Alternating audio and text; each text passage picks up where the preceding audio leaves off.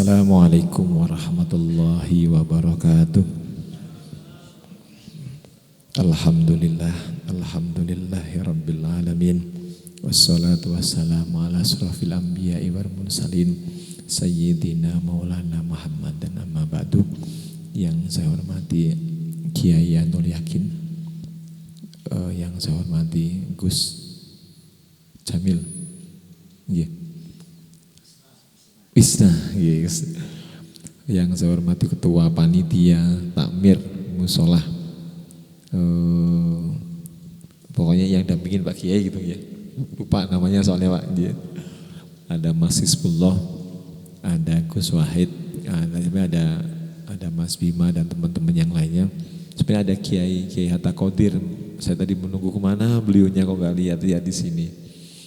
Alhamdulillah, semoga kita semuanya dirahmati Allah Subhanahu wa taala dan kita menjadi orang-orang yang selalu dirindukan oleh Allah. Amin. Kita minta dirindukan oleh Allah tapi kita enggak pernah rindu, itu namanya bohong. Kita selalu bilang, ya Allah mudah Rasulullah memberikan syafaat kepadaku, ya Allah mudah Rasulullah mencintaiku, ya Allah. Tapi kita enggak pernah mencintai Rasulullah, kita enggak pernah sholawat kepada Rasulullah. Itu juga namanya bohong. Gak mungkin katanya gitu. Ya, jadi saya tadi mohon maaf ketika adik kecil yang membaca Al-Quran. Saya tadi jujur saja, saya sempat meneteskan air mata. Saya sempat menangis ketika mendengarnya. Dan saya langsung teringat seorang sahabat Rasulullah yang namanya Abu Musa. Saya langsung teringat apa namanya Abu Musa. Abu Musa ini begitu membaca Al-Quran. Satu bacaan Al-Quran, satu ayat yang dibaca.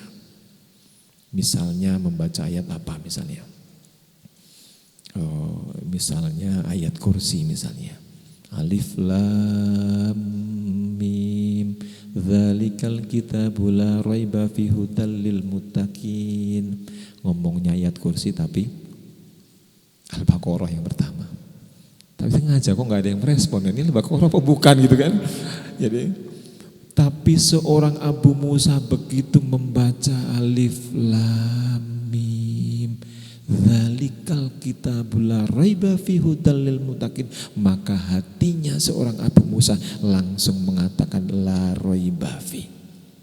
Langsung hatinya tuh ikut dan langsung ikut membaca Al-Quran dan langsung teringat Allah. Dzalikal kitabu la raiba fi, tidak ada keraguan. Hudal lil muttaqin, Al-Quran adalah petunjuk bagi orang-orang yang bertakwa. Maka hatinya Abu Musa ini langsung bertemu dan connect dengan Allah. Begitu membaca Al-Quran, begitu satu ayat dibaca, langsung hatinya itu langsung connect kepada Allah. Kadang-kadang kita membaca Al-Quran Alif Lam Mim Dzalikal kitabu la raiba fihi hudal lil muttaqin. Tadi sinetronnya apa ya tadi ya judulnya ya? Tadi yang main siapa ya kan gitu. Maka kekhusyuan ketika seseorang membaca Al-Quran, mereka enggak connect dengan Allah.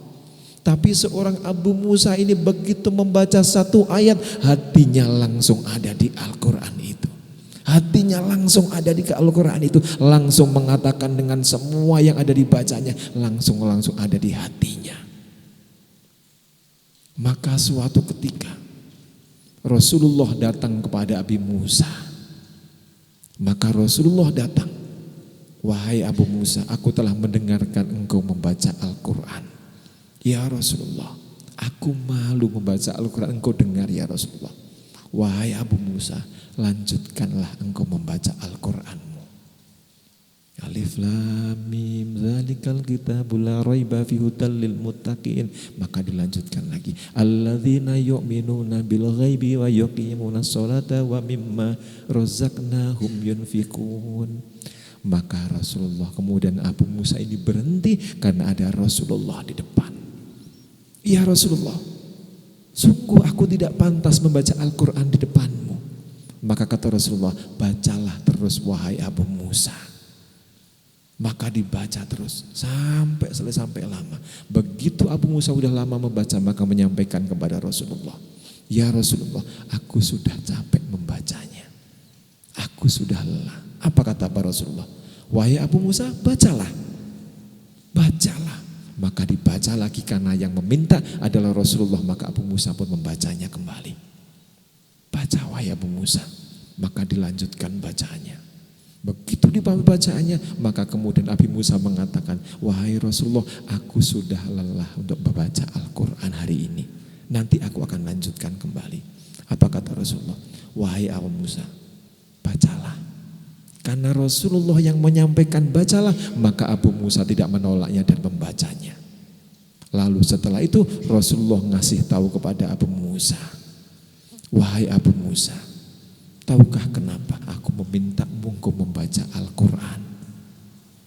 Enggak tahu ya Rasulullah. Wahai Abu Musa, ketika engkau membaca Al-Quran satu ayat demi ayat, begitu engkau membaca Al-Quran, tahukah engkau wahai Abu Musa, itu adalah seluruh malaikat mendengarkanmu wahai Musa. Tidak hanya satu malaikat, maka malaikat-malaikat itu turun mereka langsung di atasnya, langsung membaca dan mendengarkan Abu Musa membaca Al-Quran. Maka Abu Musa langsung menundukkan kepala. Kalau Rasulullah pasti tahu bahwa malaikat-malaikat telah sampai ke atas, sampai langit mendengarkan Abu Musa membaca Al-Quran. Itulah wahai Abu Musa, aku memintamu engkau membaca Al-Quran karena aku melihat malaikat-malaikat mendengarkanmu membaca Al-Quran. Maka Abu Musa dengan senangnya membaca Al-Quran. Maka malaikat tersusun sampai ke langitnya Allah, maka mendengarkan engkau membaca Al-Quran wahai Musa, maka bacalah dan bacalah. Kenapa sampai Abu Musa begitu membaca Al-Quran langsung malaikat-malaikat mendengarkannya? Karena begitu dibaca maka hatinya Abu Musa langsung ada di dalam Al-Quran itu. Tidak hanya membaca, tetapi begitu dibaca maka hatinya Abu Musa langsung Allah hadir di situ dan Allah seolah-olah ada di depannya, sehingga itulah malaikat-malaikat berkumpul mendengarkan Abu Musa membaca Al-Quran. Makanya anak-anakku sekalian, ketika kita membaca Al-Quran maka mencoba hadirkan Allah. Hadirkan Allah. Ketika hadir Allah, ketika kita membaca Al-Quran dan Allah hadir di situ, maka seluruh malaikat telah akan mendoakanmu. Itulah kenapa akhirnya Rasulullah meminta Abu Musa untuk membaca lagi.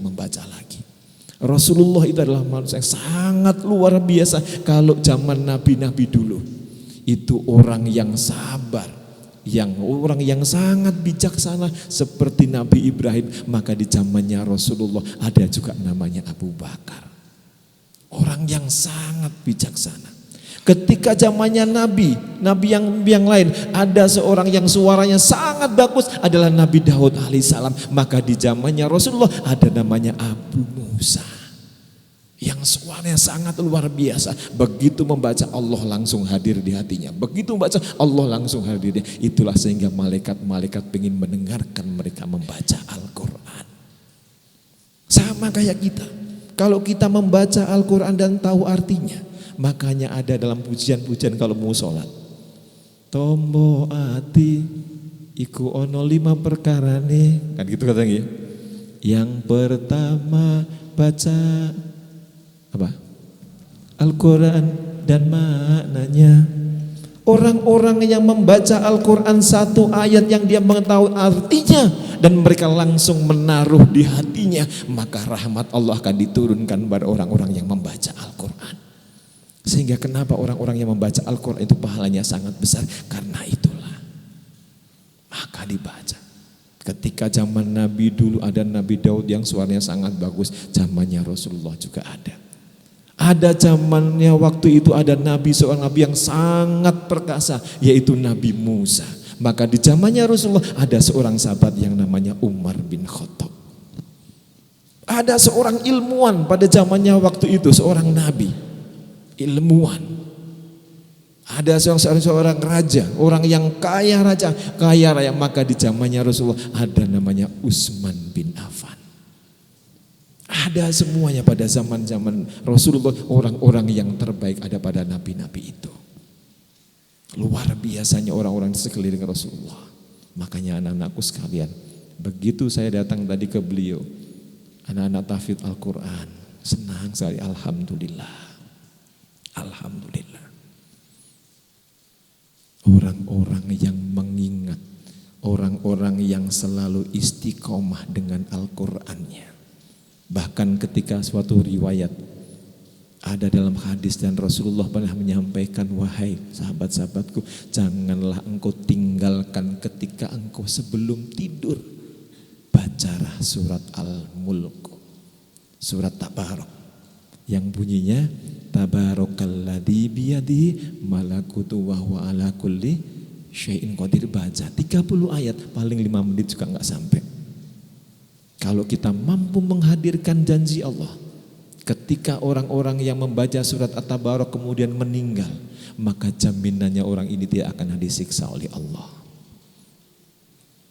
Makanya orang-orang yang menghafal Al-Quran, saya selalu dekat sama orang-orang penghafal Al-Quran, saya merasa happy, saya merasa nyaman. Karena adalah orang-orang istiqomah inilah nanti orang-orang yang akan mendapatkan keridhoannya Allah Subhanahu wa taala.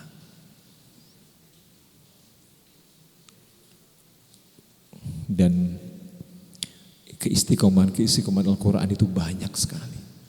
Makanya ketika seorang orang yang istiqomah dengan Al-Qurannya dan sebagainya, itu membuat kita jadi berkah hidupnya. Dan yang kedua, saya tadi waktu datang ke sini ngapunten, saya tadi pakai jas ini bukan karena sebenarnya persiapan ke sini pakai jas sebutan. Jadi tadi ceritanya, saya begitu turun dari mobil, saya bilang ke Kiai Ainul Yakin, Kiai, kok Pak Jamil rapih pakai baju putih, saya pakai kaos sedikit. Terus gimana Ki? Kalau saya pakai kaos doang saya nggak enak. Ada jas, ya sudah akhirnya saya pakai jas. Jadi saya pakai jas nggak sengaja Gus. Jadi bukan karena nopo-nopo, tapi kebetulan pas adanya jas baju, kemudian pakai kaos, ya sudah. Pikir saya tadi kan hanya sowan jalan-jalan ke beliau aja, jadi ya nggak tahu ini ada tambahan di sini. Satu hal, misalnya saya tentu bersyukur, dan sangat senang ketika saya dilibatkan untuk membuat rumah-rumah Allah, masjid misalnya. Saya sangat bersyukur. Dan saya tidak pernah khawatir dengan rizki itu ketika kita sedekahkan untuk hal-hal tersebut.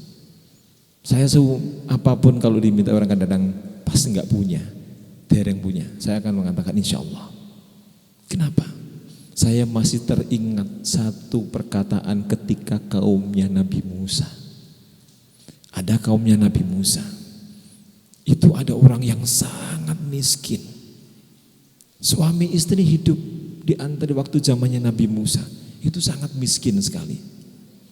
Saking miskinnya buat makan pun susah. Saking gak adanya. Maka seorang suami dan seorang istri ini, kemudian istrinya mempunyai ide kepada suaminya. Wahai suamiku, bukankah engkau tahu dan kenal dengan Nabi Musa? Kenapa engkau tidak menyampaikan kepada Nabi Musa? Nabi Musa itu kekasih Allah. Nabi Allah. Kenapa engkau tidak menyampaikan kepada Nabi Musa, wahai suamiku? Menyampaikan apa, wahai istriku? Sampaikanlah bahwa hidup kita ini penuh dengan kekurangan. Kita hidup miskin, kita tidak pernah punya apa-apa. Tolong sampaikan kepada Nabi Musa untuk dimintakan kepada Allah. Maka kemudian seorang suami istri datang kepada Nabi Musa. Langsung ketemu Nabi Musa dan seorang suami langsung mengatakan, Assalamualaikum Nabiullah Musa wa rahmatullahi wa barakatuh. Maka dijawab oleh Nabi Musa, Waalaikumsalam wa rahmatullahi wa barakatuh. Maka ketemu Nabi Musa langsung dialog di situ. Wahai Nabi Musa, engkau adalah kekasihnya Allah. Engkau adalah manusia yang dicintai Allah. Mohon wahai Nabi Musa, sampaikanlah kepada Allah, aku meminta untuk sekali-kali dijadikan orang yang kaya, katanya. Minimal hidup berkecukupan. Begitu orang ini pulang, maka Nabi Musa langsung meminta kepada Allah.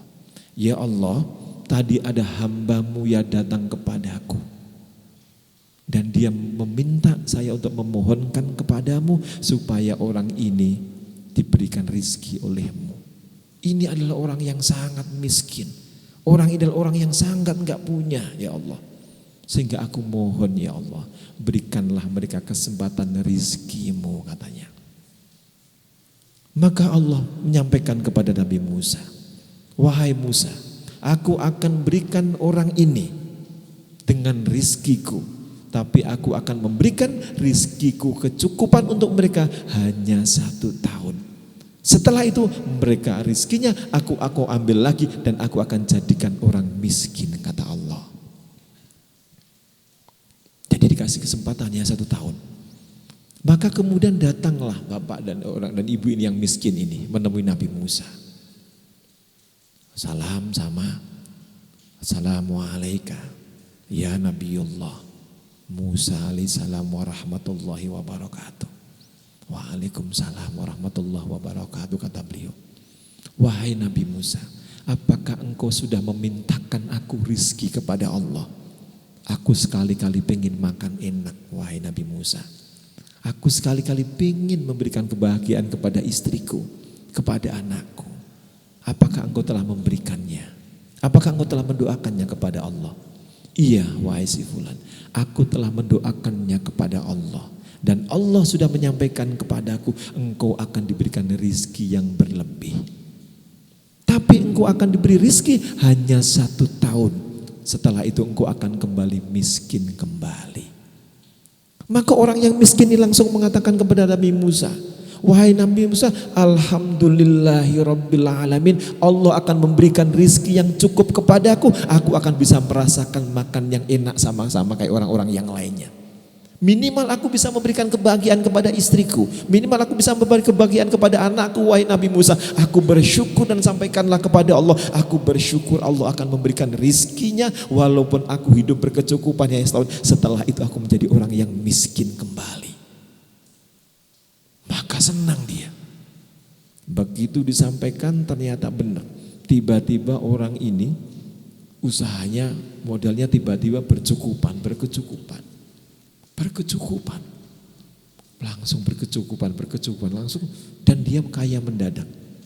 Begitu kaya mendadak, maka obrolan seorang suami istri ini di dalam kitab dijelaskan, wahai suamiku, untuk apa kita punya hidup? Untuk apa kita punya harta yang banyak? Toh nanti setahun ke depan kita akan jadikan orang miskin lagi sama Allah. Iya, kita akan jadikan orang miskin. Maka seorang suami istri langsung mengatakan, kalau kita memang akan dijadikan orang miskin lagi, wahai suamiku, lebih baik harta ini aku peruntukkan untuk di jalan Allah. Lebih baik harta yang kita punya ini kita berikan makan kepada fakir miskin. Lebih baik harta yang kita berikan ini kita berikan kepada anak-anak yatim piatu. Dan lebih baik harta yang kita punya ini untuk kita buat rumah-rumah Allah, wahai suamiku. Maka suaminya langsung mengatakan, iya istriku, aku setuju. Nanti toh kita akan jadi orang miskin kembali. Maka suatu ketika setelah setahun lebih Nabi Musa mendatangi orang ini.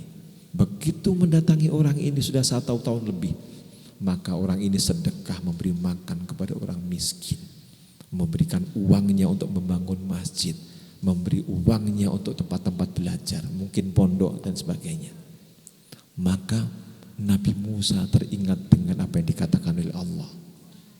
Allah membilang bahwa hanya 1 tahun setelah ini orang ini akan jadikan orang miskin. Maka begitu kembali maka Nabi Musa langsung mengadu kepada Allah. Ya Allah, Engkau telah berjanji kepadaku bahwa orang itu Engkau berikan rizki hanya setahun. Dan setelah itu Engkau jadikan orang ini miskin kembali ya Allah. Tapi aku telah kesana ternyata orang ini masih kaya raya. Dan orang ini enggak miskin sama sekali. Dan bahkan mereka sedekah yang sangat banyak ya Allah. Apa ya Allah? Maka Nabi Musa menyampaikan protes kepada Allah. Kenapa ya Allah? Engkau telah berjanji setelah setahun akan jadi orang miskin, ternyata sekarang tambah kaya. Maka Allah langsung menyampaikan, wahai Musa, ketahuilah, aku sungguh malu kepada hamba-hambaku yang aku berikan rizkiku. tapi mereka diperuntukkan untuk kepentinganku. Mereka berikan rizki, mereka diberikan untuk membantu orang miskin. Mereka aku beri rizki, mereka dikasihkan untuk anak yatim piatu. Aku malu wahai Musa, aku malu wahai Musa. Maka aku berikan rahmatnya, maka aku akan tambahkan rizkinya, maka aku akan jadikan mereka jadi orang kaya, dan mereka aku akan jadikan orang-orang yang ahli syurga kelak ya. Kuncinya adalah ketika mereka punya harta, mereka dibelanjakan untuk kepentingan-kepentingannya Allah. Sehingga Allah menyampaikan kepada Musa, wahai Musa, aku malu kepada hambaku yang mereka telah membuka rizki bagi orang lain. Mereka telah membuka, telah memberikan nafkah, memberikan orang-orang yang lapar, telah diberi makan olehnya. Aku malu Musa, kalau kebaikanku, umatku, hambaku, mereka begitu baiknya, aku malu. Kata Allah, aku malu. Makanya itulah kenapa dia tidak aku jadikan orang miskin kembali, karena harta yang aku berikan dibelanjakan untuk kepentinganku, kepentingan hamba-hambaku yang kekurangan, untuk kepentingan hamba-hambaku yang fakir, untuk kepentingan hamba-hambaku yang yatim, dan untuk di jalanku, sehingga aku tetap memberikannya, dan rahmatku lebih luas daripada takdirku wahai Musa. Apa makna yang ingin saya sampaikan ini? Adalah satu, jangan pernah engkau khawatir, jangan pernah engkau takut ketika engkau akan membuat rumah Allah. Allah pasti akan memberikan jalan keluarnya. Enggak ada cerita dan enggak. Ngoten Kiai, pasti ada jalan keluarnya. Pasti ada jalan keluarnya. Ada seorang sahabat Rasulullah, saya masih ingat, ketika Rasulullah punya uang, karena begitu melihat Aisyah kerjanya yang sangat keras, maka Rasulullah memanggil istrinya, wahai istriku Aisyah. Rasulullah itu kalau manggil istrinya sangat indah, wahai istriku. Kira-kira di sini ada yang memanggil istrinya, wahai istriku sayang, ada nggak kira-kira? Enten betul kira-kira. Maka Rasulullah ketika memanggil Aisyah, wahai istriku. Orang kalau dipanggil wahai istriku, mau marah itu nggak jadi, Pak. Saya sudah membuktikan sendiri, Pak.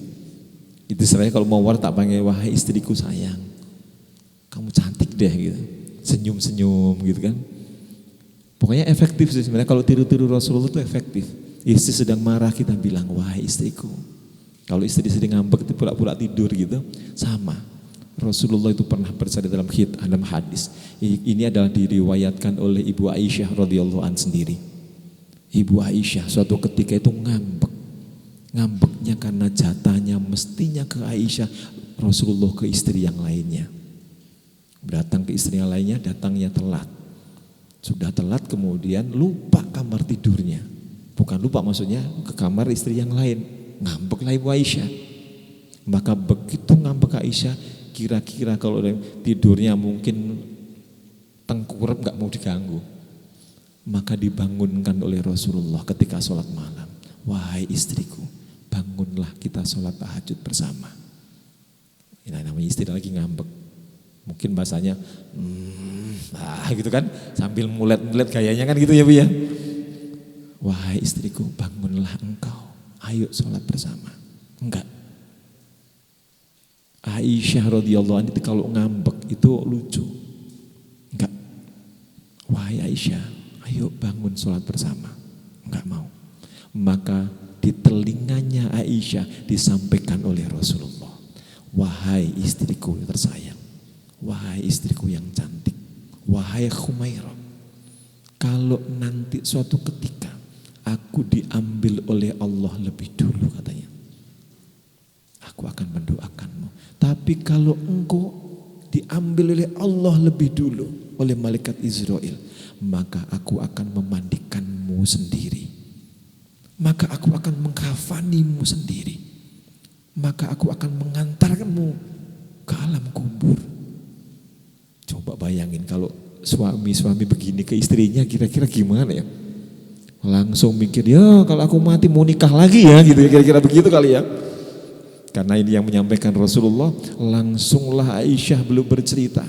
Aku langsung terbangun ketika Rasulullah menyampaikan, kalau engkau lebih dahulu dipanggil Allah, maka aku akan memandikanmu, aku akan menghafanimu, aku akan mensolatimu, aku akan mengantarkan ke alam kuburmu, karena berbagai bentuk rasa cinta dan sayangku kepadamu, wahai istriku Aisyah. Maka langsung terbangunlah Aisyah, maka langsung Aisyah itu meminta maaf kepada Rasulullah SAW. Ya Rasulullah, aku mohon maaf ya Rasulullah, kalau tadi aku mengambek karena engkau telah ke yang lainnya. Kini aku meminta maaf kepadamu ya Rasulullah.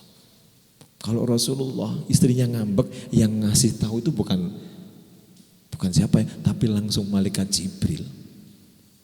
Memang istri Rasulullah nggak cemburu, memang Rasulullah nggak, istrinya marah juga, sama kan gigi. Surat dalam surat At-Tahrim kalau nggak salah. Itu pernah suatu ketika Aisyah ini cemburu sama istri Rasulullah yang di atasnya Aisyah persis, yaitu Bu Sofiyah. Bu Sofiyah ini di dalam riwayat dijelaskan ini sama-sama cantik seperti Aisyah. Bu Sofiyah ini.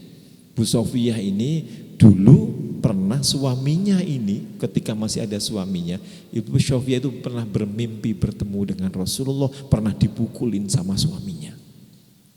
Pernah bertemu dengan Rasulullah bermimpi, dipukul sama suaminya. Engkau mau dekat sama Rasulullah, engkau sayang sama Rasulullah ya? Katanya, enggak, aku hanya bermimpi. Maka suatu ketika dalam peperangan ini, orang kafir telah meninggal, maka suaminya Sofiyah ini telah diberi kesempatan oleh Rasulullah. Orang tuanya juga sama, diberi kesempatan oleh Rasulullah, tapi mereka tetap melawan Rasulullah. Dan bahkan diberi kesempatan oleh Rasulullah, wahai, saya lupa namanya, pokoknya wahai si fulan, maka aku telah memberikan maaf kepadamu. Maka begitu ada kesempatan, Rasulullah akan dipedang oleh suaminya Sofiyah. Maka Rasulullah langsung menyampaikan, wahai si fulan, bertaubatlah kepada Allah, aku akan mintakan maaf kepada Allah. Begitu agak lengah dikit, maka mereka akan memedangkan kepada lehernya Nabi Muhammad SAW. Maka selalu ketahuan, maka langsung meminta maaf, begitu langsung dibunuh pada ketika perang itu. Maka Rasulullah menyampaikan kepada Sofiyah, wahai Sofiyah, aku sudah meminta maaf kepada suamimu ketika peperangan waktu itu. Aku telah memberi kesempatan kepada suamimu, aku telah memberi kesempatan kepada mertuamu, tetapi mereka ingin membunuhku. Dan aku sudah meminta maaf ratusan kali. Bahkan aku juga meminta maaf kepadamu wahai Sofiyah. Rasulullah minta maaf kepada Sofiyah. Di dalam riwayat itu disebutkan lebih dari 100 lebih. Mohon maaf Sofiyah, aku dulu membunuhmu bukan karena apa-apa. Terus itu. Akhirnya apa? Karena permintaan maaf ya Rasulullah yang sangat banyak, akhirnya Sofiyah luluh juga dan memaafkan Rasulullah. Jadi kalau bapak-bapak ibu semua, kalau istri sedang ngambek minta maaf aja. Enggak masih ngambek lagi, minta maaf lagi. Ngambek lagi, minta maaf lagi. Nanti juga sama kalau Sofiyah akan memaafkan lagi juga. Yang penting kan enggak nikah lagi kan gitu ya. Nah, akhirnya apa yang terjadi? Dan beneran. Maka setelah itu, maka Rasulullah menikahin Sofiyah. Dinikahin Sofiyah. Maka ketika dinikahin Sofiyah, sudah menjadi suami istri, maka Rasulullah datang ke rumahnya Sofiyah. Maka obrolan antara Aisyah radhiyallahu an dengan istri yang lainnya, yang putranya Umar bin Khattab, siapa namanya? Hafsah. Langsung ngobrol sama Hafsah. Digojlokin Bu Aisyah radhiyallahu anha Hafsah. Wahai Aisyah, emang kamu yakin kamu yang paling dicintai oleh Rasulullah? Iya, aku kan yang paling cantik, aku kan yang paling muda. Rasulullah pasti paling cinta ke aku. Gak mungkin. Rasulullah kan ada Sofiyah. Sofiyah juga cantik, kamu kalah cantik sama Sofiyah. Maka Aisyah dalam riwayat ini dia membuktikan aku yang lebih cantik dan aku yang paling dicintai oleh Rasulullah SAW. Maka begitu Rasulullah pulang dari rumahnya Sofiyah, maka langsung ditanya, wahai Rasulullah, engkau dari mana? Kalau Rasulullah walaupun ke rumah istri yang sebelumnya tetap ngaku, aku dari rumah istriku Sofiyah. Kemudian misalkan dari istri yang lainnya, aku habis dari istriku Hindun misalnya, ngaku. Tapi kalau mahasiswa nggak tahu, mau dari mana? Enggak, makan warung ngopi doang gitu kan. Padahal ke yang lainnya, bedanya di situ. Nah, akhirnya apa? Maka begitu datang, langsung ngomong, Assalamualaikum wa Aisyah. Waalaikumsalam warahmatullahi wabarakatuh ya Rasulullah. Rasulullah, kok mulutmu bau? Emang habis minum apa? Maka Rasulullah menyampaikan, karena Aisyah ini tahu bahwa Rasulullah, karena Sofiyah ini adalah orang yang punya madu. Bukan mahasiswa yang punya madu, bukan. Tapi maksudnya Sofiyah ini punya madu gitu, madu minuman maksudnya. Bukan di madu, bukan maksudnya. Ya pokoknya punya madu. Nah, kemudian Rasulullah sebelum pulang itu meminum madu. Begitu minum sampai rumahnya, maka Aisyah menyampaikan kepada Rasulullah, ya Rasulullah, mulutmu bau. Yang benar Aisyah? Ya, mulutmu bau. Maka begitu saking cintanya Rasulullah ke Aisyah radhiyallahu anha, langsung menyampaikan, mulai hari ini madu aku haramkan, kata Rasulullah. Langsung turunlah surat Al-Tahrim. Langsung malaikat Jibril menyampaikan kepada Rasulullah, wahai Rasulullah, langsung Allah pun langsung negor kepada Rasulullah, wahai Rasulullah, janganlah pernah engkau mengharamkan sesuatu yang aku halalkan, wahai Rasulku. Aisyah langsung ditegur oleh malaikat Jibril, wahai Aisyah, kalau engkau tidak meminta kepada Rasulullah, kalau engkau terlalu menjelekkan suatu istrinya Rasulullah, dan engkau tidak menerima akan ini semua, maka aku akan gantikan ke wahai Aisyah, istri Rasulullah, dengan lebih cantik dan lebih soleh darimu, katanya. Aku akan menggantikannya, Allah akan menggantikannya, istri Rasulullah yang jauh lebih cantik darimu, yang jauh lebih soleh darimu, kalau engkau tidak meminta maaf kepada Rasulullah. Yang namanya malaikat langsung rasa-rasanya khafsah dengan Aisyah, saling tuding menuding, jangan-jangan kamu yang ngasih tahu, jangan-jangan kamu yang ngasih tahu. Istri lainnya pada saling curiga, jangan-jangan kamu yang ngasih tahu. Maka langsung malaikat Jibril langsung menyampaikannya, dan Rasulullah langsung menyampaikan, wahai Aisyah, bukan siapa-siapa yang menyampaikan ini, kebohonganmu ini, tapi aku diberitahu oleh malaikat Jibril.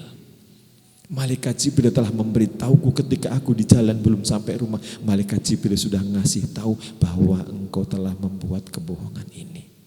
Turunlah ayat Al-Quran. Karena Rasulullah ada orang yang sangat dicintai oleh Rasulullah.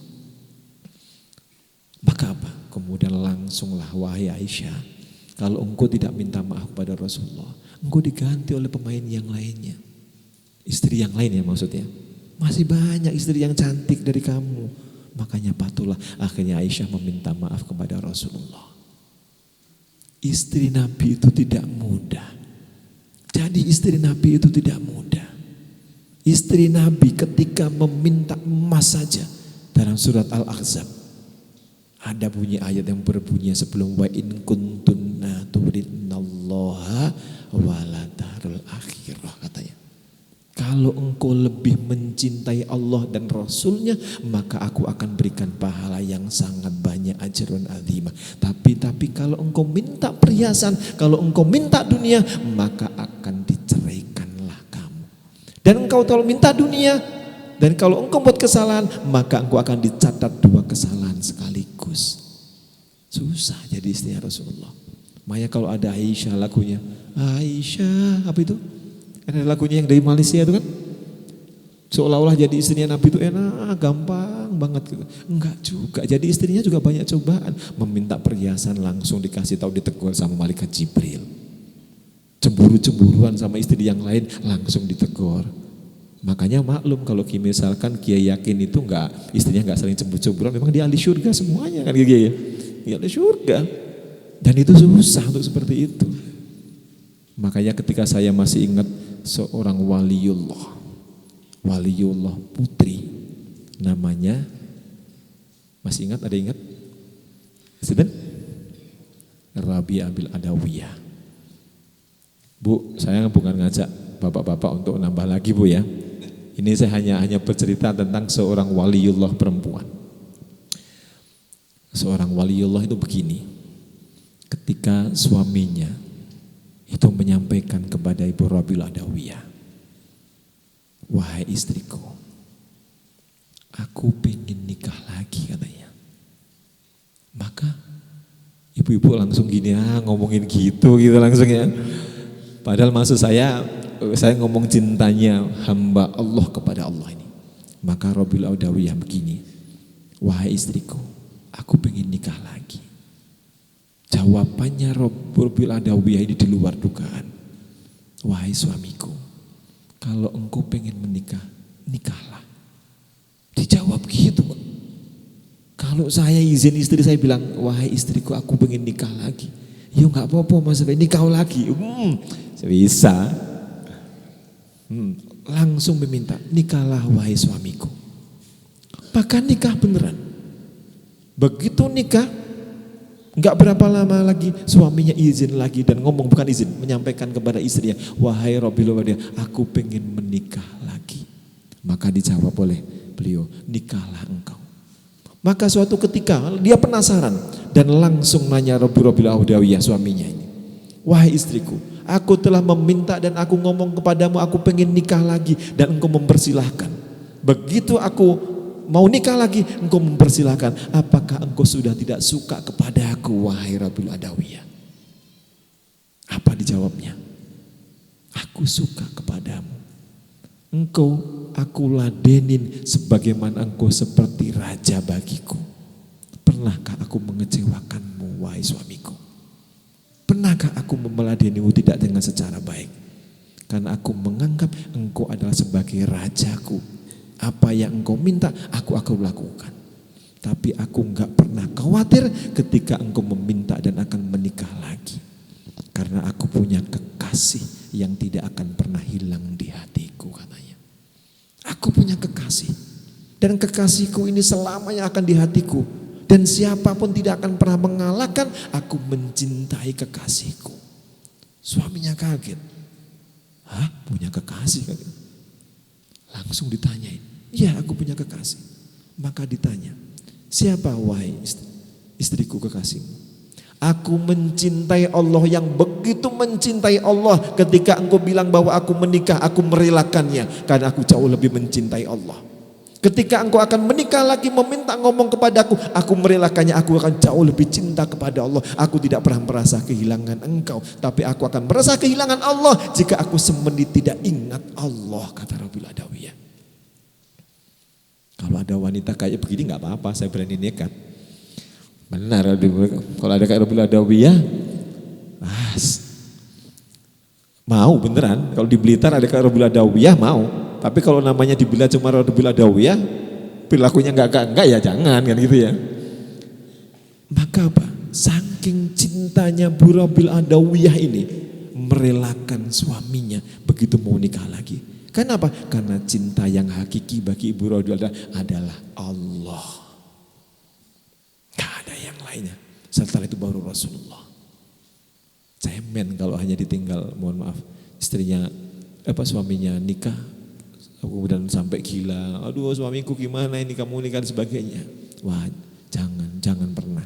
Itu Allah kalau orang-orang yang ditinggalkan suaminya misalnya sampai nangis gerung-gerungan misalnya. Itu dalam surat At-Taubah ayat 24 itu Allah mengancam orang-orang yang karena cintanya lebih besar manusia daripada Allah. Nanti mau ngajinya kalau pas saya diundang lagi ke sini saya ngaji masalah itu ya Pak ya. Masalah cinta kepada Allah. Saya senang kalau diundang ngaji masalah cinta itu saya suka, paling suka. Maka suatu ketika suaminya Bu Rabiul Adawiyah ini meninggal. Suaminya meninggal, maka Bu Rabiul Adawiyah ini dilamar seorang waliullah. Dilamar seorang waliullah. Namanya Hasan Basri. Itu datang ke rumahnya. Maka langsung menyampaikan, Assalamualaikum. Ya Rabiul Adawiyah. Maka langsung menjawab, begitu menjawab langsung tirainya ditutup.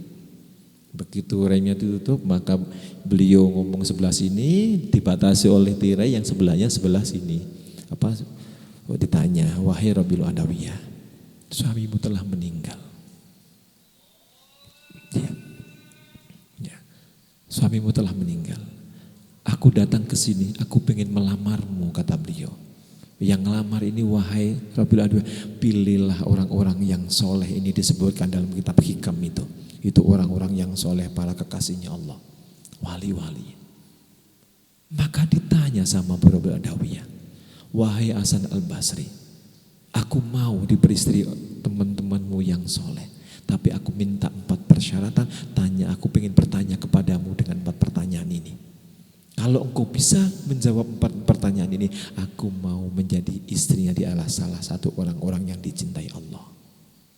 Maka sampaikanlah wahai Rabbil Adawiyah. Karena Rabbil Adawiyah ini adalah dulu muridnya Hasan Al-Basri dalam kitab itu. Jadi muridnya, dan menurut kisah Rabbil Adawiyah ini ada yang mengatakan dulu pernah jadi penyanyi waktu kecilnya. Kan gitu ya. Tapi penyanyi bukan penyanyi dangdut yang joget-joget kayak gitu, bukan kan gitu. Jadi beda. Maka disampaikan,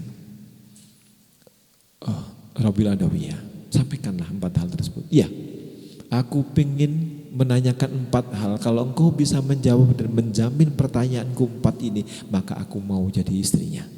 Sampaikanlah. Maka disampaikan pertanyaan pertama.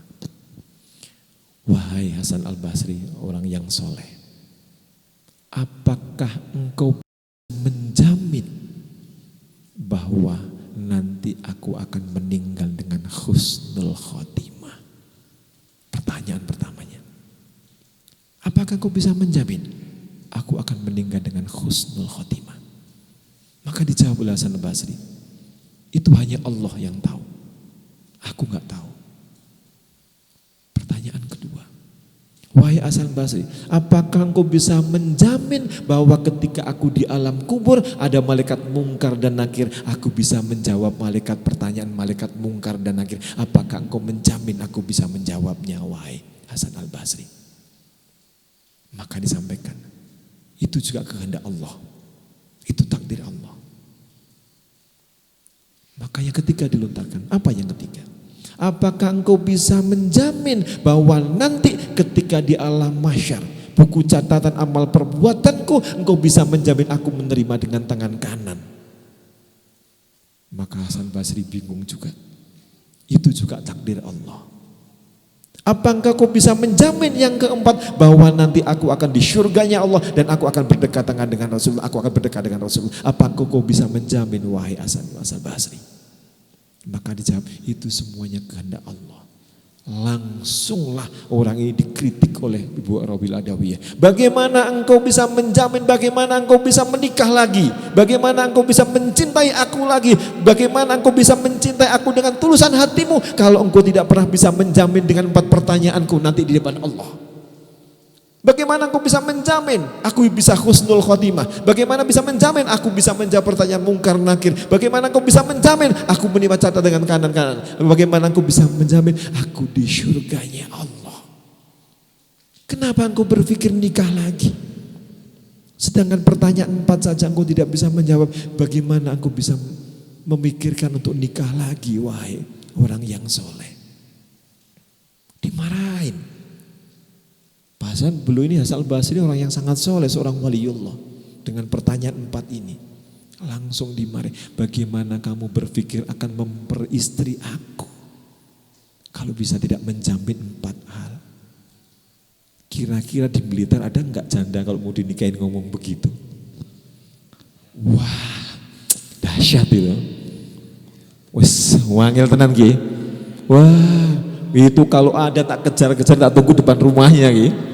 Andai kata ada, wah jamin ahli syurga gitu. Udah pasti ya husnul khotimah. Kemudian udah pasti malaikat mungkar nakir bisa jaminnya bisa menjawab. Kemudian catatan tangan kanan, dapat syurganya Allah. Apa yang diragukan lagi? Enggak ada. Makanya Bu, tadi cerita itu, jadi ibu gak usah khawatir. Jadi bapak-bapak kalau bisa jamin 4 hal, gak apa-apa nikah lagi, nikah. Tapi bisa gak bapaknya jamin begitu? Aduh jangankan jamin bapak, aduh adil aja susah, gimana mau ini kan gitu. Iya, adil aja susah bilang. Makanya gak usah khawatir kalau ibu-ibu bapaknya bilang aku mau nikah lagi, nikah tapi besok ya. Awas katanya gitu kan. Makanya besok di akhirat itu Pak, di depannya Allah, besok itu ada suami dan istri berantem di depannya Allah. Ada jin, ada manusia, sama setan, itu berantem juga. Setan tuh gak mau disalahin di depannya Allah itu, gak mau disalahin setan itu. Jadi besok itu berantem. Yang gak berantem hanya ada satu manusia, yaitu orang-orang yang mencintai karena binurillah. Orang-orang yang mencintai karena Allah, orang-orang yang menikah karena Allah. Gak ada ceritanya orang-orang yang pacaran karena Allah, itu bohong. Nek pacaran, aku pacaran karena Allah tapi pegang-pegang tangannya.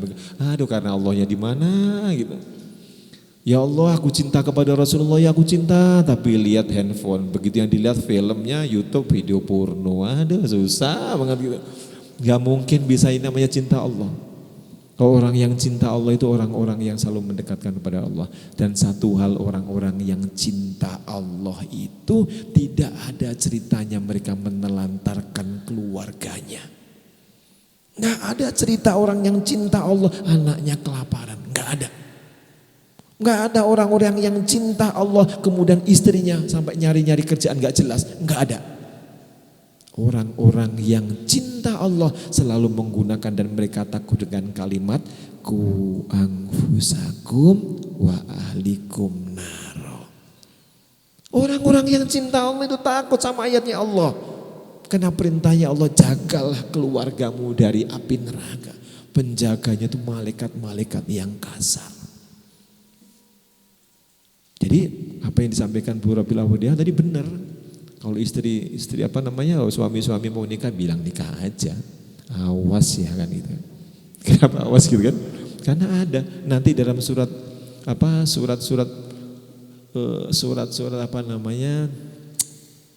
Al-Furqan maksudnya. Itu berbunyi seperti ini. Jadi ketika manusia itu berantem, suami istri berantem di depannya Allah, antara manusia dengan setan berantem dengan Allah, maka ayat Allah yang berbunyi apa? La tahsimu ladayya. Kata Allah, wahai manusia dan jin, wahai manusia dan iblis, kata Allah, engkau janganlah berantem di depanku. La tahsimu ladayya, jangan berantem engkau. Maka malaikat langsung dipanggil, wahai malaikatku, ambil seret dia dan bawa ke neraka. Allah gak mau dengar orang yang berantem. Makanya kalau punya urusan sama suami istri, selesaikanlah, jangan sampai belum selesai sudah dipanggil sama Allah. Waduh, repot urusannya Pak, nyambung sampai nanti di akhirat. Makanya saya tuh sering sama istri saya kalau malam gitu ya, saya bilang ke istri saya, kalau ya minimal seminggu sekali, mudah-mudahan nanti Bapak Ibu bisa membiasakan. Saya selalu biasain, istriku, maafin aku ya kalau saya punya salah banyak. Misalnya, iya kemarin aku lihat teleponnya, ayah ada fotonya cewek-cewek tuh, siapa itu kan gitu kan. Gak apa-apa, ngomong aja, minta maaf aja. Iya itu teman-teman kan gitu. Kadang-kadang teman-teman kok gitu WA-nya. Iya temannya Pak Sopyan, dia bilang gitu. Emang begitu Pak Sopyan, teman-temannya begitu. Saya gitu Ki. Tapi yang jelas saya selalu minta maaf, Pak istriku, maafin aku ya. Banyak salahku. Kenapa demikian? Karena orang-orang yang meminta maaf, hatinya perempuan adalah hati yang sangat lembut. Begitu dimintai maaf langsung dia, ya udah, tapi dengan kayak gitu, ya udah sambil mukanya gimana gitu kan, ya udah, jadi tapi dimaafin juga. Ada juga sih istri yang mengatakan udah kemana-mana, aku gak pernah dibelanja sama suamiku, aku udah selesai sama suamiku. Ini istri-istri yang akan dilaknat oleh Allah, dan istri-istri yang tidak akan pernah mendengar dan berbau surga pun mereka tidak akan pernah bisa merasakannya. Jangan pernah ada istri-istri yang istri-istri harus mensyukuri apa yang diberikan oleh suaminya. Kasih sedikit alhamdulillah. Jangan sampai dikasih banyak, gak pernah kasih nafkah. Waduh, itu ancamannya Allah sangat luar biasa. Nah, kembali kepada orang-orang yang cinta kepada Allah.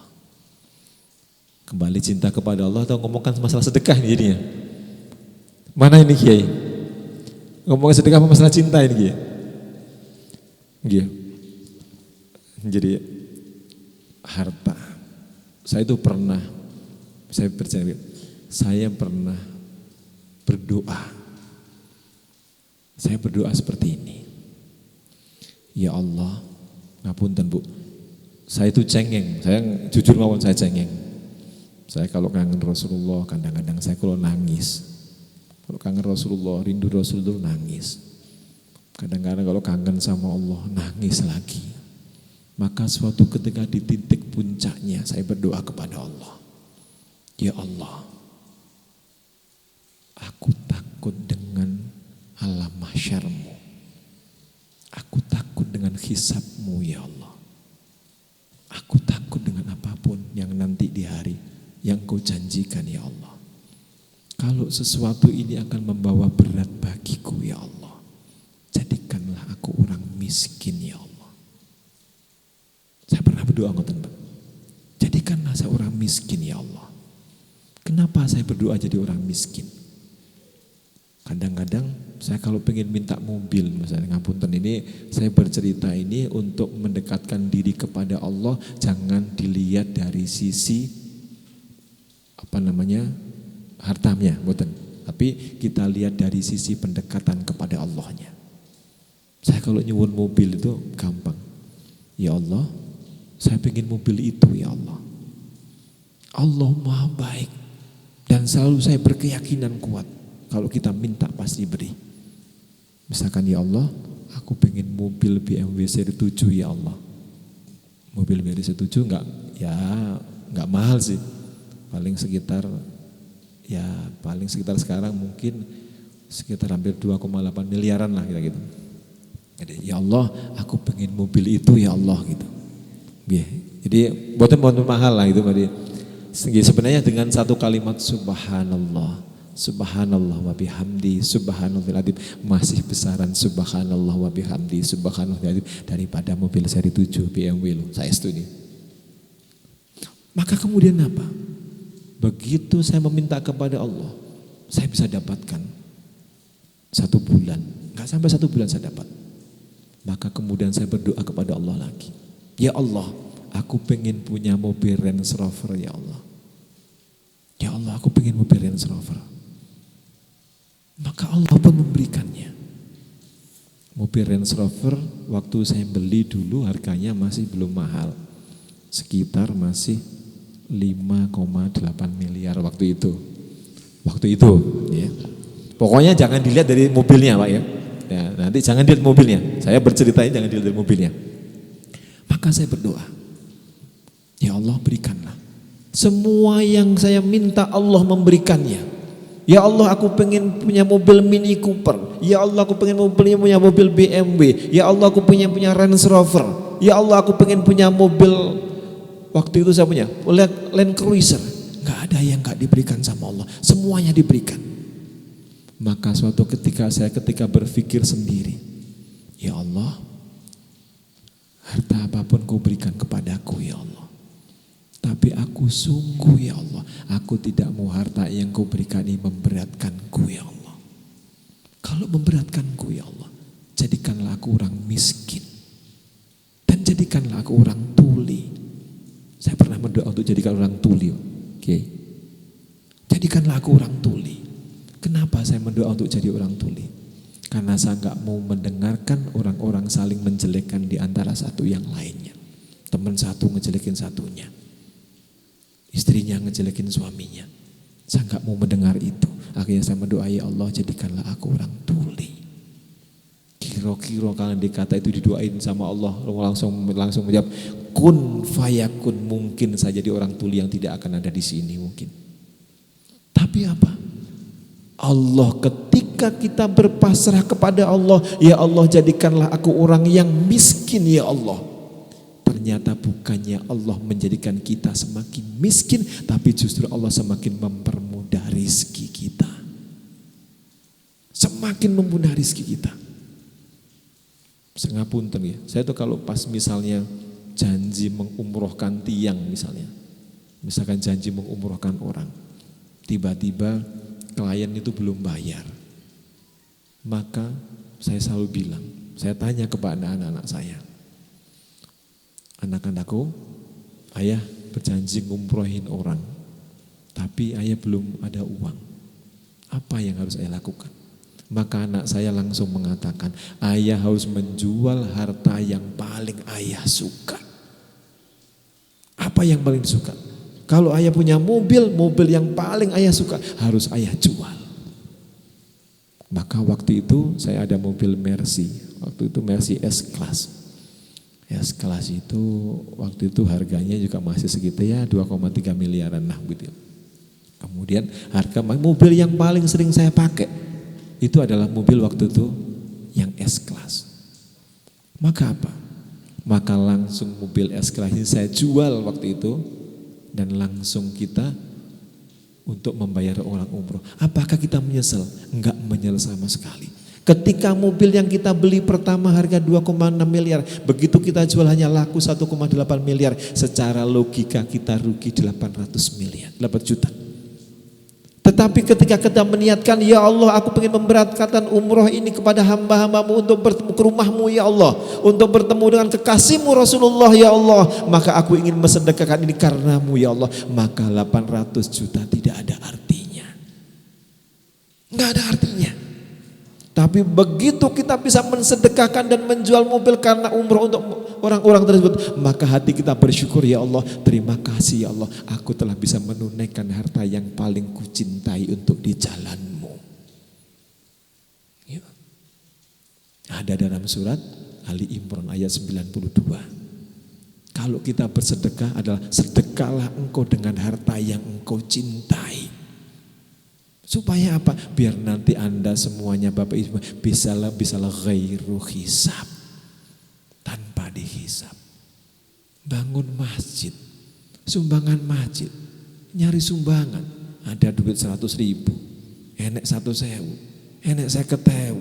Begitu kota amal berjalan. Dicari ngerogoh susah. Maka yang ketemu 2.000-an. Tapi minta bi ghairi hisab. Gimana ceritanya itu? Nggak ada yang gitu. Maka kenapa asbabul nuzulnya turunnya surat Ali Imran ayat 92, 91, 92. Itu gara-garanya apa? Ada seorang yang punya mata air di depan Masjid Nabawi. Dan Rasulullah pun sering berwudu di tempat itu. Sering berwudu di tempat itu. Maka karena mata airnya yang hanya dia, air yang bisa mengalir. Maka kemudian turunlah ayat itu, langsung ditawarkan, wahai si fulan, apakah engkau mau mensedekahkan harta yang engkau cintainya? Kalau engkau cinta kepada Rasulullah, kalau engkau cinta kepada Allah, maka engkau akan mensedekahkan harta yang engkau cintai. Apa yang terjadi? Maka orang ini langsung mensedekahkanlah. Orang yang mensedekahkan harta yang dicintai, maka Allah memberikan jaminan surganya. Jaminan surganya. Makanya nanti kalau di sini akan membangun masjid, nanti insya Allah saya akan membantunya untuk membangun, menjadikan masjid musolanya.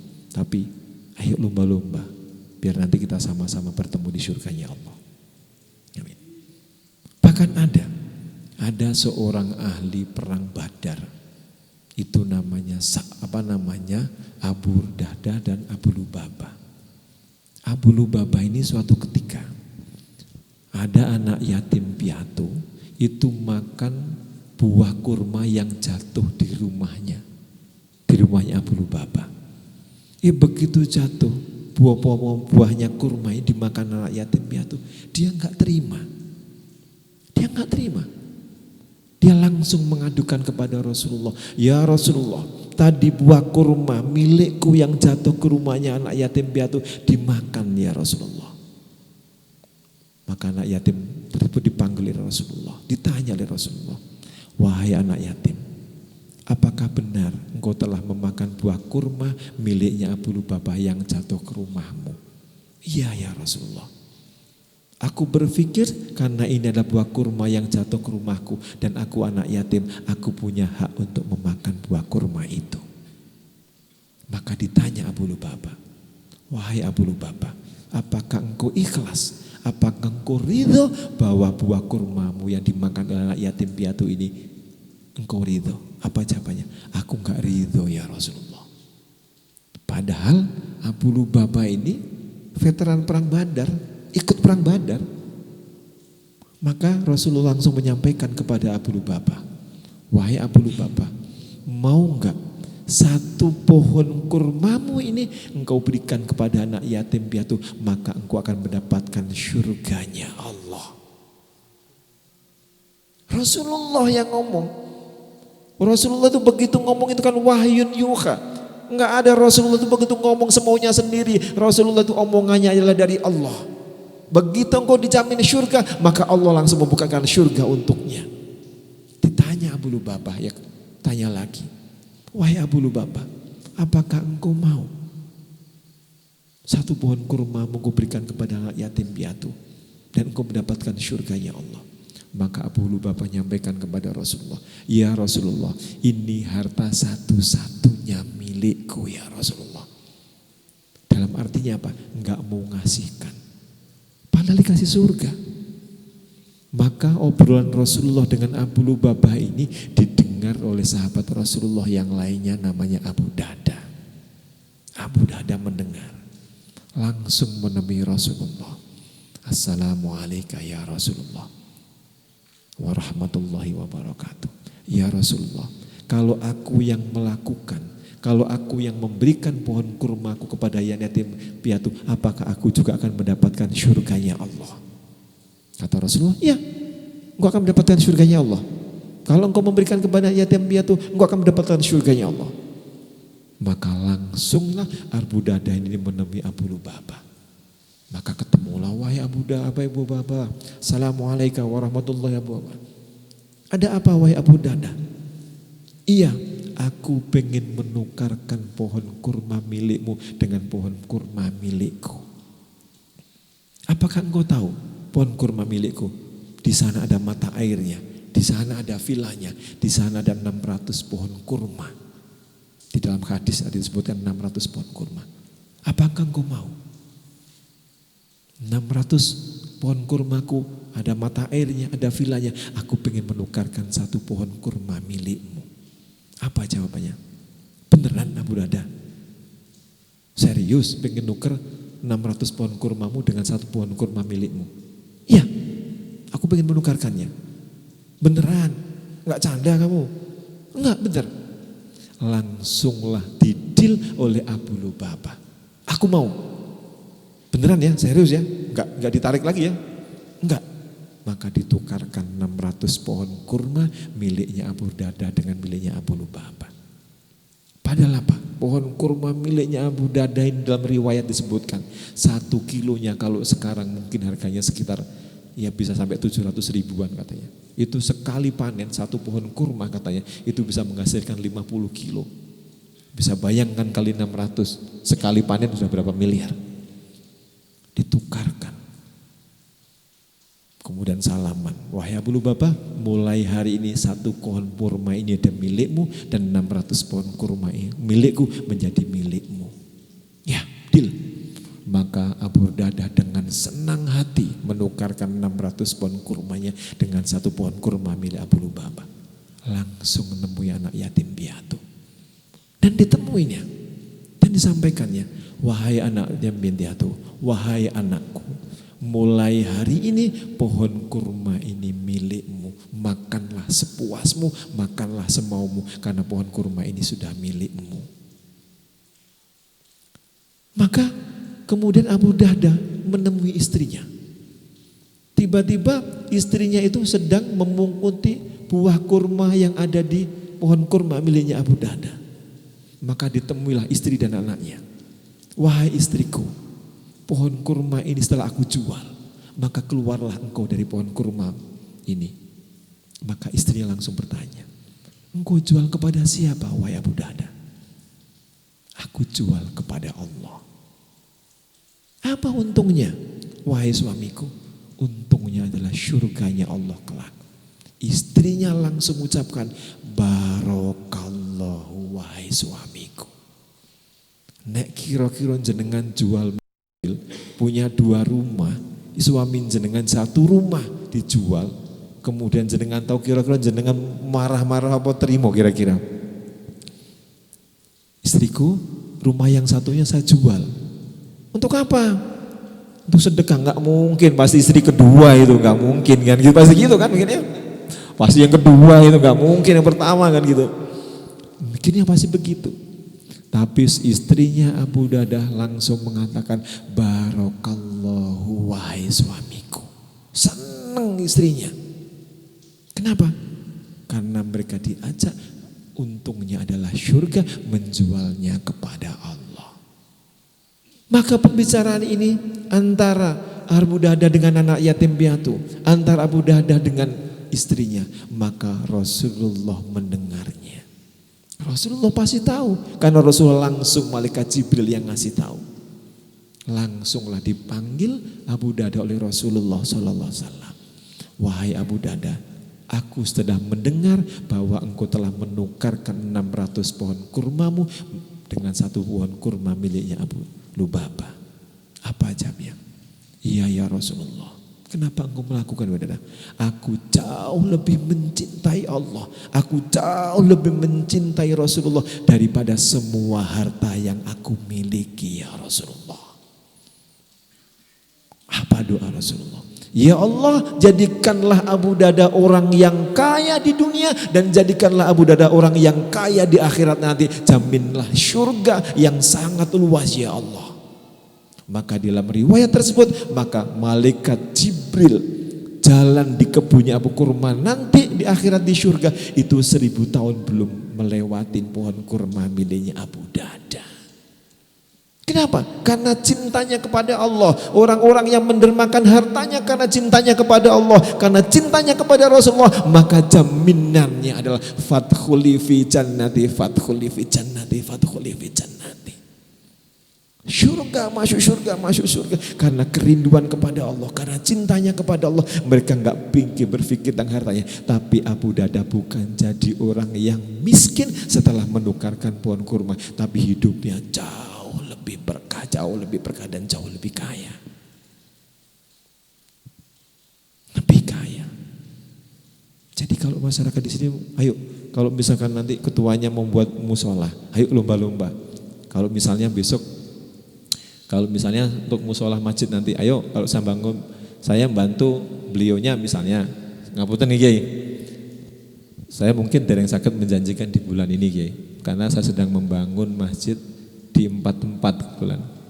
Jadi 4 tempat ya, yang harus saya selesaikan dulu. Gitu. Jadi mungkin urutannya setelah itu.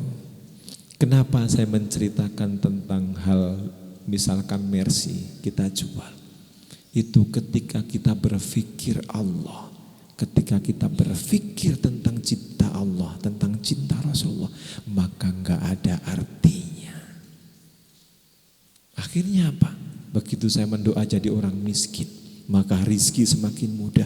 Akhirnya saya meminta kepada Allah, ya Allah, jika engkau memberikan rizki kepadaku ya Allah, berikanlah aku bisa mengumrohkan atau menggajikan orang dengan 1000 orang dengan gratis ya Allah. Loh, apakah Allah mempersulit? Enggak. Alhamdulillah setelah kita minta ya Allah jadikanlah aku orang miskin, kemudian kita ikutin apa yang kita punya, harta yang paling kita sayangin, kita belanjakan untuk kepentingannya Allah. Allah tidak mempersulit kita dan Allah tidak mengurangi rizki kita, justru Allah mempermudah rizki kita. Akhirnya apa? Alhamdulillah sampai sebelum Covid kemarin yang kita berangkatkan umroh dan haji ada 1200 orang. Gak ada yang bayar karena saya minta kepada Allah, ya Allah berikan aku rizkimu yang aku bisa mengajak orang-orang hamba-hambamu untuk bertemu dengan Rasulullah. Gak ada. Ternyata sayang kepada Allah, ternyata sayang kepada Rasulullah, harta yang paling kita cintai. Kalau begitu bismillah ya Allah karena cintaku kepadamu, maka gak ada sayangnya, gak ada yang gandoli lagi. Dan itu ternyata apa? Kuncinya kalau orang cinta kepada Allah, kalau orang cinta kepada Rasulullah, maka membelanjakan hartanya pasti dengan mudah. Jadi gampang kalau ngelihat si orang itu cinta sama Allah sama Rasulullah apa enggak? Gampang enggak sedekahnya. Makanya Kiai Ali itu pernah ngendikan, daripada kalian semua bergaul sama kiai yang medit katanya gitu kan, daripada Lebih untung kalian bergaul dengan orang yang sedikit fasik tapi luman katanya. Ada yang dengerin gak ngajinya beliau begitu? Kenapa? Karena jaminan orang-orang yang sakho, jaminannya orang yang mendermakan hartanya kepada Allah, jaminannya orang yang rela hartanya untuk Allah, maka Allah akan menggantikannya jauh lebih besar dan Allah akan memberikan bi ghairi hisab nantinya. Tidak akan dihitung. Lah kalau kita mau sedekah buat masjid hitung-hitungan, nanti uangku tinggal 500.000, tak sumbangkan 150, tinggal 350, beras sudah habis. Bayar SPP anak-anak 150, entek enggak sih itu? Ya kayak cara berpikir inilah yang orang itu akan mendapat agak susah rizkinya. Tapi begitu bisa membelanjakan, maka akan lebih mudah karena Allah memberikan jaminan kepada hamba-hamba yang mencintai Allah. Yang mencintai Rasulullah akan dijaminkan yang sangat banyak dan Allah juga akan memberikan gantinya. Makanya dalam surat Al-Baqarah itu satu sedekah bisa diganti dengan 70. Bisa diganti dengan berlipat-lipat. Sama kayak Abu Darda tadi, begitu menukarkan 600 pohon kurmanya dengan 1 pohon kurma, maka dia langsung jadi orang yang sangat kaya di dunia dan di akhirat nanti. Jadi nanti kalau membangun musola jadi masjid, ya dibantu-bantu kan gitu ya. Bantu-bantu. Oh iya ya Abu Darda dulu yang disampaikan sama Mas Rifai. Oh ya benar ya kan gitu. Jadi mudah-mudahan apa yang saya sampaikan ini menjadikan berkah dan manfaat. Dan semoga nanti kita digolongkan dalam barisannya Rasulullah SAW. Dan insya Allah Gus saya insya Allah akan membantu nanti untuk pembangunan masjidnya. Cuman yang saya minta mohon jemaahnya banyak. Itu yang saya minta. Kalau misalnya permintaan saya kedua ini dikabulkan, saya sangat senang sekali. Minta yang kedua adalah, kalau memungkinkan Gus, kalau boleh nama masjidnya nanti Masjid Madhkur Al-Aminah, maka saya sangat senang sekali. Kenapa demikian? Saya menyadari betul, saya tidak akan pernah bisa membalas kebaikan orang tua. Saya sadar betul. Makanya nama masjid atau musola yang kami bangun 1 sampai 27 itu namanya Masjid Madhkur Al-Madhkur. Kenapa? Itu nama ayah kami dan kami tidak pernah bisa membalas kebaikannya dan patuhnya seorang anak tidak ada batas waktu walaupun beliau sudah diambil Allah. Kita masih bisa patuh kepadanya. Kita masih bisa berbakti. Kemudian masjid yang ke-28 sampai yang ke-43 yang kita resmikan di Kolaka kemarin namanya agak berubah. Namanya menjadi Masjid Madhkur Al-Aminah. Karena ibu saya namanya Siti Aminah. Jadi namanya saya gabungkan namanya menjadi Masjid Madhkur Al-Aminah. Sama kayak masjid yang kami sedang bangun di tempat lahan parkir di makamnya Gus Dur. Kami membangun di sana, insya Allah nanti masjidnya juga namanya Masjid Madhkur Al-Aminah. Sebagai bentuk bakti dan cinta kami kepada Rasulullah. Karena Rasulullah mengatakan siapa yang berbakti kepada orang tuanya, maka dia akan mendapatkan tempat yang mulia di dunia dan di akhirat. Maka kami ingin sekali kalau masjid yang dibangun nanti bisa bernama orang tua kami, tentu kami akan sangat senang. Dan masjidnya begitu dibangun itu bukan masjidnya Mas Rifai. Begitu kami serahkan ini adalah masjidnya semua masyarakat di sini dan bisa digunakan. Sami ketika kami membangun masjid, begitu saya serahkan maka masjid ini adalah miliknya kalian semuanya. Jadi itu sebagai bentuk bakti kami kepada orang tua. Kalau ada orang tua itu kan kesempatan untuk meraih keridhaan orang tua itu kan sangat luar biasa. Saya jujur mawon Pak. Kulo ini takut Pak dengan surat Al-Kahf ayat 15, ayat 16 dan ayat 17. Nanti seorang orang ibu itu begitu dibangkitkan di alam kubur, seorang ibu ini masih bisa meminta kepada Allah. Apa permintaannya? Itu dalam surat Al-Kahf. Permintaannya apa? Kalau orang tua ini enggak ridho, maka begitu dibangunkan dia langsung berdoa, ya Allah aku enggak ridho pada anakku, masukkanlah dia dalam neraka. Maka permintaan itu akan dikabulkan oleh Allah. Surat Al-Kahf. Kemudian ayat 16. Bagi orang-orang seorang ketika nanti Anda sudah 40 tahun, maka berdoalah kepada Allah. Ya Allah, jadikanlah ibuku, jadikanlah orang tuaku, dan jadikanlah anak-anakku ya Allah, yang orang-orang yang Engkau rahmati dan ampunilah dosanya. Dan jadikanlah apa yang aku lakukan ya Allah, memberikan kebaikan kepada anak-anak cucuku katanya. Begitu ayat 17-nya langsung disampaikan, barang siapa yang meminta sebagaimana ayat 16 tadi, maka aku akan kumpulkan mereka ke dalam syurgaku katanya. Jadi kalau ada yang usia 40 harus mendoakan begitu. Kata Al-Quran seperti itu. Doakanlah orang tua kita. Doakanlah orang tua kita. Kita itu harus mengacu pada ayat-ayat Al-Quran dan sebagainya. Supaya hidup kita ini menjadi barokah. Jadi manfaat. Kalau disuruh milih Pak ngapunten. Saya tuh kalau berdoa tiap hari mohon kepada Allah. Ya Allah, nanti kalau aku akan kembali kepadamu ya Allah. Nanti kalau malaikat Israel menghampiriku ya Allah, aku benar-benar rindu kepada Allah. Saya benar-benar rindu kepada Rasulullah. Dan saya benar-benar cinta kepadamu ya Allah. Dan aku pengen menangis karena rinduku kepadamu yang sangat besar ya Allah. Bukan aku nangis karena takut dengan syakaratul mautmu ya Allah. Dan jadikanlah ketika aku diambil ya Allah, jadikanlah aku yang hatiku, mulutku, dan bibirku ya Allah, yang selalu berzikir kepadamu ya Allah. Yang selalu bersolawat untuk kekasihmu ya Allah. Ketika aku tidur, ketika aku bangun, ketika aku berdiri, aku berzikir. Ketika aku bisa bersolawat ya Allah.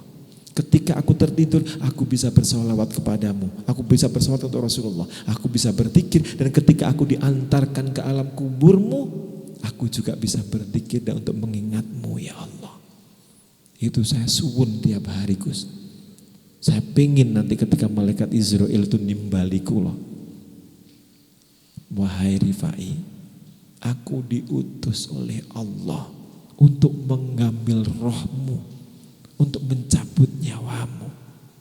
Saya ingin sekali bisa mengatakan, ya Israel, aku juga sudah rindu kepada Allah. Aku juga sudah rindu kepada Rasulullah. Dan aku juga ingin bertemu dengannya. Saya jujur, ini adalah cita-cita yang paling saya inginkan. Saya kembali kepada Allah karena rindu yang sangat besar. Saya menangis karena rindu yang sangat besar, bukan karena ketakutan syakaratul maut. Kenapa demikian? Orang-orang janjinya di dalam hadis juga banyak dijelaskan. Ketika malaikat Israel itu turun mau mengambil nyawa seseorang, maka malaikat-malaikat lain itu berjejer. Dan malaikat Israel itu ada di kepalanya orang yang mau diambil. Maka bagi orang-orang yang selalu rindu kepada Allah, yang selalu berzikir karena Allah, yang selalu melakukan karena Allah, yang selalu cinta kepada Rasulullah, ketika malaikat Israel mau mengambil rohnya, maka malaikat Israel langsung mengatakannya, wahai Rifai misalnya, Allah telah menunggumu. Allah telah menunggumu. Bagi orang-orang yang cinta Allah, bagi orang-orang yang rindu kepada Allah, bagi orang-orang yang ingin bertemu dengan Allah, ketika malaikat memotivasi, wahai Rifai, Allah telah menunggumu, maka roh ini akan mudah langsung ingin bertemu dengan Allah karena selalu rindu dan cinta Allah. Karena selalu cinta kepada Rasulullah. Tapi kebalikannya orang-orang yang tidak pernah berpikir untuk bertemu dengan Allah, enggak pernah berpikir untuk ingin bertemu dengan Allah, tidak ada rasa cintanya kepada Allah. Begitu malaikat Israel mau mengambil nyawanya, wahai si fulan, Allah telah menunggumu, Maka orang-orang yang tidak pernah ada keinginan bertemu dengan Allah ketika hidup di dunia ini, mereka orang-orang yang kikir, orang-orang yang sombong, orang-orang yang gak patuh sama suaminya, orang-orang yang tidak pernah menjaga sholatnya. Begitu dibilang oleh malaikat, wahai si fulan, Allah telah menunggumu, maka mereka ketakutan yang sangat luar biasa.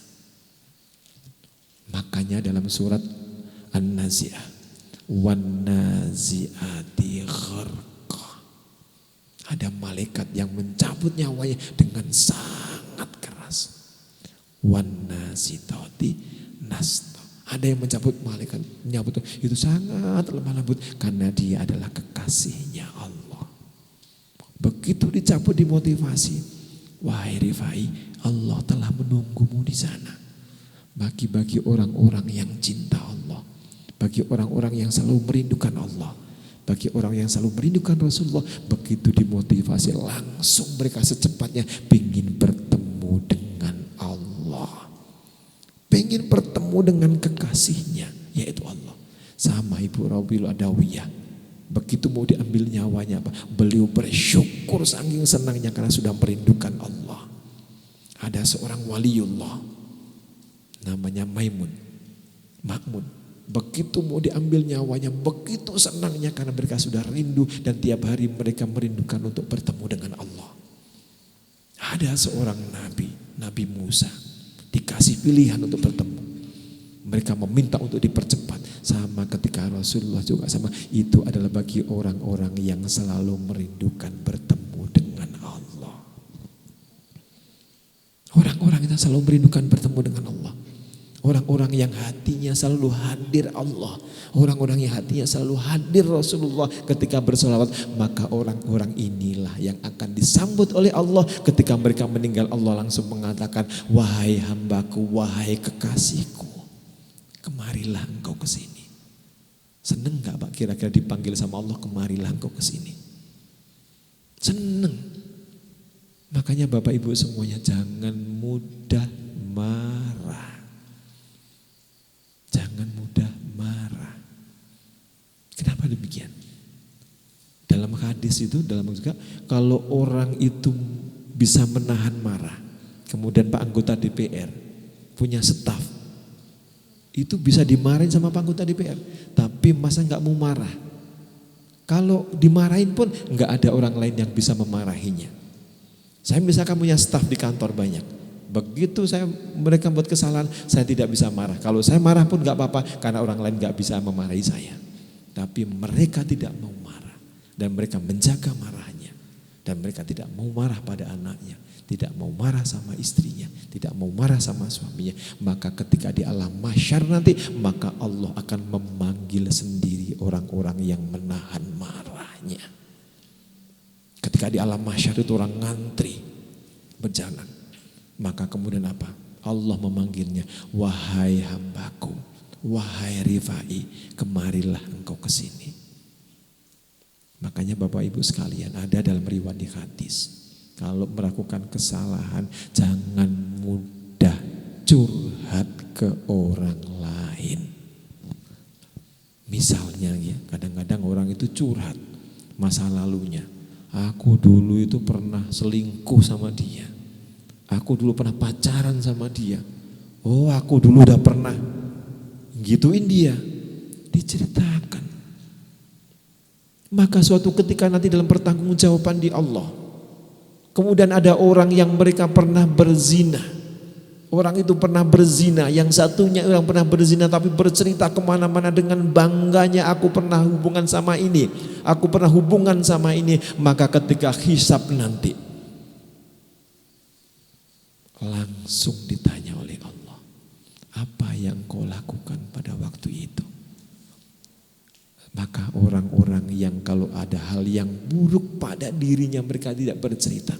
Ya Allah, aku sudah meminta maaf kepadamu ya Allah. Salahku banyak ya Allah. Dosaku banyak ya Allah. Ampuni aku. Makanya kenapa orang-orang yang kalau bisa mereka itu meninggal harus sudah taubat terlebih dahulu. Kenapa? Karena begitu pertanggungjawaban orang-orang yang sudah bertobat di depan Allah, maka dia akan mudah mengakui kesalahannya. ketika hisab nanti. Ya Allah, maafin aku ya Allah. Aku telah berzina, aku telah berbuat ini.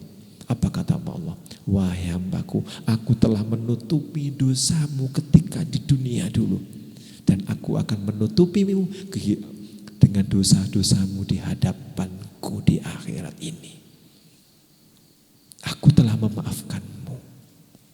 Maka orang yang satunya begitu diminta pertanggungjawaban, dia belum sempat taubat. Kemudian di hadapan pertanggungjawaban, apa yang engkau lakukan dulu? Apakah engkau pernah langsung menyampaikan? Engkau pernah berzina dan sebagainya? Iya, aku pernah berzina. Aku sudah pernah bertaubat ya Allah. Iya, tapi kenapa engkau bercerita kepada temanmu dengan bangganya engkau telah melakukan kesalahan? Karena engkau telah bercerita, maka aku tidak memaafkanmu, katanya. Jadi kalau bercerita hal-hal yang terlalu buruk, zina-zina, itu jangan diceritakan ke siapapun. Nanti pertanggungjawabannya, maka ada yang memprotes, ya Allah dulu pernah sama saya misalnya. Jangan kalau hal yang terlalu buruk begitu. Cukup minta maaf kepada Allah. Minta maaf kepada Allah. Karena janjinya dalam Isra Mi'raj Rasulullah ketika orang-orang yang belum bertaubat, begitu di sana, itu bagaikan mereka berenang di atas darah. Begitu sampai ke pinggir, maka dipukul lagi, suruh ke sebelah lagi, dan lain sebagainya, disiksanya oleh Allah. Tapi bagi orang-orang yang rajin bersedekah karena rindu kepada Allah, karena cinta kepada Allah, maka Allah akan memaafkan pada kekasih-kekasihnya Allah. Ada loh seorang nabi, seorang tabiin itu iri kepada orang yang bukan siapa-siapa. Wonten. Ada. Dari dalam surat Asy-Syu'ara. Jadi fama lana min syafi'in falau anna lana karratan fatakunanna minal mu'minin. Kalau saya ngaji ini bisa sampai jam 10 malam, jadi sampai di sini saja. Terima kasih, mohon maaf yang sebesar-besarnya. Kiai, kalau saya ngaji ngumpulin, nanti nggak pulang-pulang, saya nggak jadi balik ke Jakarta, dan sudah serius-serius nanti kalau saya diundang lagi, insya Allah saya akan menjelaskan tentang keindahan mencintai Allah dan keindahan dan nikmatnya mencintai Rasulullah. Kalau paling seneng kalau ngaji masalah cinta. Tapi kalau cinta ke Allah dan cinta ke Rasulullah. Karena mahabbah saya pingin nanti ketika kembali kepada Allah, saya benar-benar rasa rindu sampai menangis karena rindu kepada Allah. Kemudian malaikat Israel datang dan penuh keimanan. Allah ridho, Allah mati sampai nanti. Karena semua itu karena rahmatnya Allah. Saya pingin banget ketika tadi dipanggil, wahai Rifai, engkau telah ditunggu sama Allah. Ya malaikat Jibril, ya. Pingin kayak begitu. Enggak pingin wahai Rifai atau siapa hai si fulan, engkau telah ditunggu dengan Allah. Enggak mau. Begitu enggak mau, enggak ada pilihan. Kullu nafsin dha'iqul maut, itu enggak bisa ditunda. Makanya Bapak Ibu sekalian, mulai hari ini ayo cas hati kita untuk cinta kepada Allah. Ayo cas hati kita untuk cinta kepada Rasulullah. Jangan hanya handphone tok yang dicas. Handphone jenengan mati 1 jam saja sudah gupuh, enggak karu-karuan, mau gimana hubungi. Handphone dicas. Handphone mati bingungnya enggak karu-karuan. Begitu imannya, begitu hatinya tidak ada Allah, begitu hatinya tidak ada Rasulullah, tidak pernah merasa casnya habis. Ojo kayak begini. Caslah hati kita dengan iman, caslah hati kita dengan cinta kepada Allah, caslah hati kita dengan cinta dengan Rasulullah, cas hati kita dengan menjalankan sunnah-sunnah Rasulullah. Inilah orang-orang yang dicintai Allah dan dirindukan oleh Rasulullah Sallallahu Alaihi Wasallam. Ya, semoga malam hari ini adalah malam yang penuh berkah dan manfaat. Ya, dan semoga kita semua nanti bisa kumpul bareng-bareng di surganya Allah kelak. Ya, mudah-mudahan nanti kita bisa saling menyapa. Oh, saya dulu ketemu di masjid ini bareng-bareng. Besok itu kita saling kenal Pak, saling menyapa ketika di surga. Makanya mintalah tiap hari, ya Allah rahmati aku, rahmati aku, rahmati aku, rahmati aku. rahmat inilah orang yang diberi rahmat Allah, maka mereka sama dengan mendapatkan syurganya Allah. Terima kasih. Mohon maaf kalau ada hal-hal yang kurang berkenan, canda-candaan yang kurang pas, ngapunten. Tapi yang jelas kembali lagi, insya Allah nanti untuk masjid ini saya akan membantunya. Dan kalau nama masjid ini menjadi Madhkur Al-Aminah, saya sangat bersyukur dan kami akan membantunya dengan sampai selesai. Ya, insya Allah. Dan mudah-mudahan menjadi amal jariah bagi ibu kami, bagi keluarga kami, dan bagi masyarakat yang ada di sini semua. Sehingga nanti kita akan menjadi orang-orang yang dirindukan Allah. Orang-orang yang dirindukan Rasulullah, dan orang tua kita dimaafkan oleh Allah Subhanahu wa taala. Dan keluarga kami, keluarga kita semuanya diberikan hal-hal yang baik, yang barokah, yang manfaat. Mereka mendapatkan keberkahan dari apa yang kita lakukan dengan kebaikan ini. Wabillahi taufiq walhidayah, waridho walinayah. Wassalamualaikum warahmatullahi wabarakatuh.